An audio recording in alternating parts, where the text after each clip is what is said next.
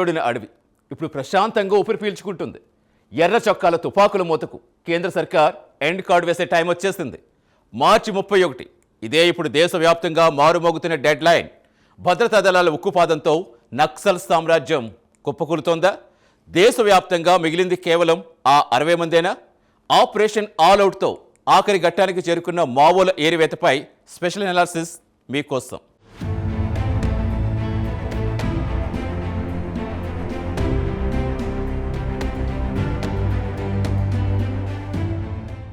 భారతదేశంలో దశాబ్దాలుగా నెత్తురోడిన నక్సలిజం అనే తీవ్రమైన అంశం ఇప్పుడు తన తుది దశకు చేరుకున్నట్లు మనకు స్పష్టమైన సంకేతాలిస్తోంది. ఎర్ర చొక్కాల సాయుధ పోరాటాన్ని దేశ పటం నుంచి పూర్తిగా తుడిచిపెట్టేందుకు కేంద్ర ప్రభుత్వం ఒక కఠినమైన టార్గెట్ పెట్టుకోవడం, అదే మార్చ్ 31 డెడ్ లైన్.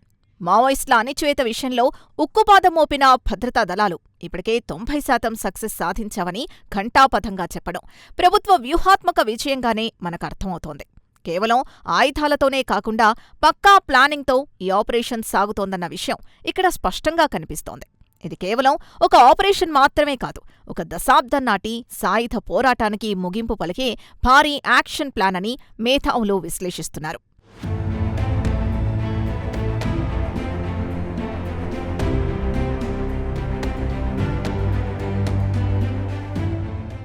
ఈ సక్సెస్ వెనుక కేవలం బలగాల తుపాకుల మోత మాత్రమే లేదు. ఒకప్పుడు కనీస వసతుల్లేని మారుమూల దట్టమైన అటవీ ప్రాంతాలు మావోయిస్టులకు పర్ఫెక్ట్ సేఫ్ జోన్స్గా ఉండేవి. కానీ కేంద్ర, రాష్ట్ర ప్రభుత్వాలు తమ పాత వ్యూహాన్ని పూర్తిగా మార్చేశాయి. ఆ మారుమూల గ్రామాల్లోని గిరిజనులు ఇప్పుడు సంతోషంగా జీవిస్తున్నారంటే దానికి ప్రధాన కారణం అక్కడికి చేరుకున్న వెల్ఫేర్, డెవలప్మెంట్ ప్రాజెక్టులు, పక్కా రోడ్లు, కరెంట్, మొబైల్ నెట్వర్క్ వంటి సదుపాయాల్ని ఆయా గ్రామాలకు దరిచేర్చారు. నేటికి అత్యంత వేగంగా చేరుస్తున్నారు. అటు బలగాలతో కట్టుదిట్టమైన భద్రతనిస్తున్నాయి, ఇటు అభివృద్ధి ఫలాల్ని ప్రజల గడపకు చేర్చడం వల్లే నక్సల్స్కు గ్రౌండ్ లెవెల్ సపోర్ట్ పూర్తిగా కరువైందని మనకు స్పష్టంగా అర్థమవుతోంది. ఇదే వారి లొంగుబాట్లకు వేదికైంది.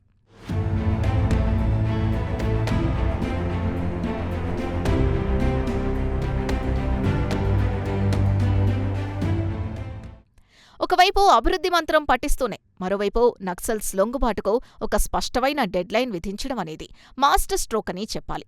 ఇదే క్రమంలో భద్రతా దళాలు చేపట్టిన భారీ కూంబింగ్ ఆపరేషన్లు అరుణోదయం మూలాల్ని సమగ్రంగా తుడిచిపెట్టాయి.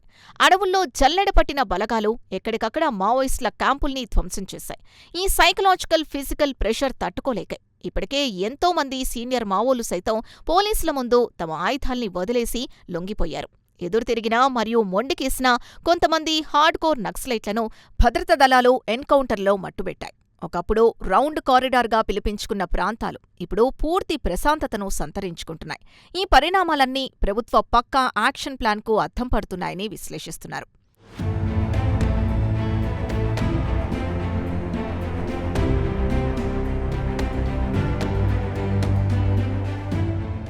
అయితే ఈ మొత్తం ఎపిసోడ్లో అత్యంత కీలకంగా మారింది మాత్రం మావోయిస్ట్ అగ్రనేత గణపతి వ్యవహారం. దళాలు అడవిని తమ గుప్పెట్లోకి తీసుకున్నప్పటికీ కేంద్ర కమిటీ నాయకుడైన గణపతి లొంగుబాటుపై ఇంకా ఎలాంటి స్పష్టత కనిపించకపోవడం ఒక పెద్ద సస్పెన్స్గా మారింది. ఉద్యమానికి వెన్నెముకలాంటి నాయకుడు దొరకనంత వరకు ఆపరేషన్ 100% పూర్తయినట్లు కాదు అన్నది కొందరి వాదన. ఆయన అనారోగ్యంతో ఉన్నారని, లొంగిపోవడానికి సిద్ధంగా ఉన్నారని గతంలో అనేక లీక్స్ వచ్చాయి. కానీ గ్రౌండ్లో ఆ సీన్ ఇంకా జరగలేదు. ఒకవేళ గణపతి లాంటి టాప్ లీడర్ స్వయంగా బయటకొచ్చి సరెండర్ అయితే అది నక్సల్స్ మోడల్స్ని పూర్తిగా దెబ్బతీస్తుంది. ఆ ఒక్క అడుగు పడితే అజ్ఞాతంలో ఉన్న మిగతా క్యాడర్ కూడా క్యూ కట్టడం ఖాయం. అందుకే నిఘా వర్గాలు ఈ కీలకమైన పరిణామం కోసం 1000 కళ్లతో ఎదురుచూస్తున్నాయి.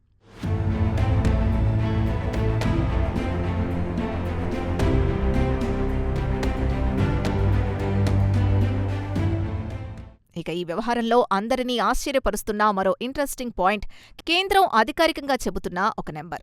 ప్రస్తుతం దేశం మొత్తం మీద కేవలం 60 మంది నక్సలైట్లు మాత్రమే మిగిలున్నారని కేంద్రం చెబుతోంది. ఒకప్పుడు వేల సంఖ్యలో దళాలుగా తిరిగినవారు ఇప్పుడు కేవలం 2 అంకెల సంఖ్యకు పడిపోయారంటే ఆపరేషన్ ఎంత పకడ్బందీగా జరిగిందో అర్థమవుతోంది. ఆ మిగిలిన 60 మంది కూడా సాధారణ దళ సభ్యులు కాదు, అత్యంత వ్యూహ చతురత కలిగిన టాప్ కమాండర్లని ఇంటెలిజెన్స్ రిపోర్ట్స్ స్పష్టం చేస్తున్నాయి. ఆ కొద్దిమందే మళ్లీ అడవిలో కొత్త క్యాడర్ని రిక్రూట్ చేసి ఉద్యమానికి ప్రాణం పోసే ప్రమాదం లేకపోలేదు. 60 మంది ఏరివేతే ఫైనల్ టార్గెట్ అని విశ్లేషిస్తున్నారు.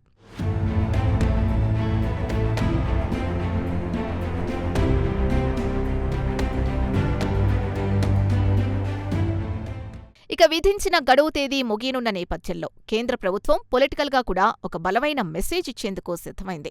అడవిలో సాధించిన ఈ అద్భుతమైన విజయాన్ని దేశం దృష్టికి తీసుకురావడానికి జరుగుతున్న లోక్సభ సమావేశాల్లో 30వ తేదీన మావోయిస్టులపై ఒక ప్రత్యేక చర్చకు కేంద్ర ప్రభుత్వం రెడీ అవుతోంది. డెడ్లైన్కు సరిగ్గా ఒకరోజు ముందు పార్లమెంట్ వేదికగా ఈ చర్చ పెట్టడం వెనుక భారీ పొలిటికల్ స్ట్రాటజీ ఉందన్నది ఒక ప్రధాన చర్చనీయాంశం. 12 ఏళ్లలో అంతర్గత భద్రత విషయంలో సర్కార్ ఎంత సీరియస్గా పనిచేసిందో జాతికి వివరించేందుకు ఈ డిబేట్ను ఒక ప్లాట్ఫామ్గా వాడుకొనున్నారు. డేటా, ఫ్యాక్ట్స్తో తమ అద్భుతమైన ట్రాక్ రికార్డ్ని ఘనంగా ప్రదర్శించుకోవడానికి అధికార పక్షం అంతా ముందస్తుగా సిద్ధం చేసుకుంది.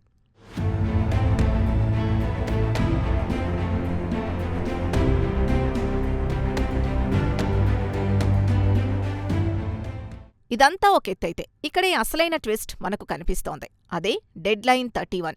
భౌతికంగా మావోల క్యాంపులు కూల్చేసి ఆయుధాలు లాగేసుకున్నంత మాత్రాన ఆ అసంతృప్తి పూర్తిగా చల్లారిపోయినట్లు కాదు.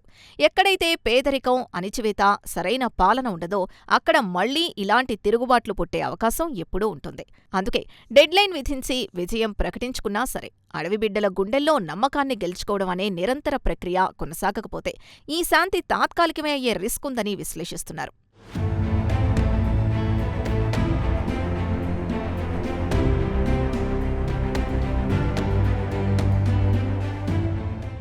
మొత్తమీద దశాబ్దాలుగా ప్రభుత్వాలకు కంటిమీద కునుకు లేకుండా చేసిన ఒక అతిపెద్ద ఇంటర్నల్ సెక్యూరిటీ సమస్య ఇప్పుడు క్లైమాక్స్కు చేరుకున్నట్టు స్పష్టమైన సంకేతాలిస్తోంది. మార్చి 31 డెడ్లైన్ అనేది భద్రతా దళాల అలుపెరగని శ్రమకు, కేంద్ర ప్రభుత్వ పొలిటికల్ విల్కు ఒక నిదర్శనంగా మిగిలిపోతుంది. కేవలం 60 మంది నాయకుల్ని పట్టుకోవడం లేదా ఆ ఒక్క గణపతి సరెండర్తోనే ఈ ఎపిసోడ్కు శుభం కార్డు పడదు. అభివృద్ధి పథకాలు అడవితల్లి ఒడిలోకి నిరంతరం ప్రవహించినప్పుడే తుపాకుల మోతకు శాశ్వత ఎండుకార్డు పడుతుందని ఖచ్చితంగా చెప్పవచ్చు.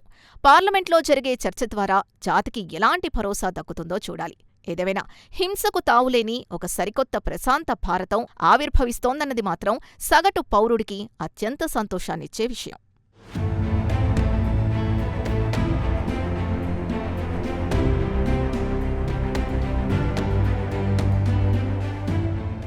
ఆయుధాలు లాగేసుకోవచ్చు, వారి క్యాంపులు కూల్చేయచ్చు. కానీ భావజాలం చంపటం అంత ఈజీ కాదు. డెడ్లైన్తో భౌతికంగా నక్సలిజం అంతం చేస్తున్నామని ప్రకటించుకోవటం వరకు బాగానే ఉంది. కానీ అడవి బిడ్డల గుండెల్లో అభివృద్ధి అనే నమ్మకం నాటినప్పుడే అది సర్కారుకు అసలైన విజయం. పేదరికం, అణిచివేత ఉన్నంతకాలం మళ్ళీ ఎక్కడో చోట అసంతృప్తి రగులుతూనే ఉంటుంది. ఆ నిప్పురవ్వను పూర్తిగా ఆర్పేయడమే నిజమైన